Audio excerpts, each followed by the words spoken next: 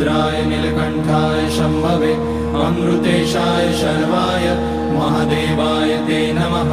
नमस्तेस्तु भगवन् विश्वेश्वराय महादेवाय त्र्यम्बकाय त्रिपुरान्तकाय त्रिकाग्निकालाय कालाग्निरुद्राय नीलकण्ठाय मृत्युञ्जयाय सर्वेश्वराय सदाशिवाय श्रीमान् महादेवाय नमः।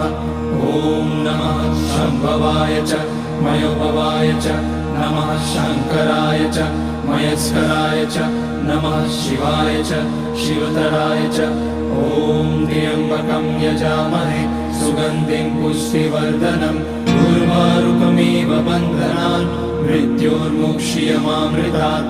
नागेन्द्रहाराय त्रिलोचनाय भस्माङ्गराय महेश्वराय नित्याय शुद्धाय दिगम्बराय तस्मै नकाराय नमः।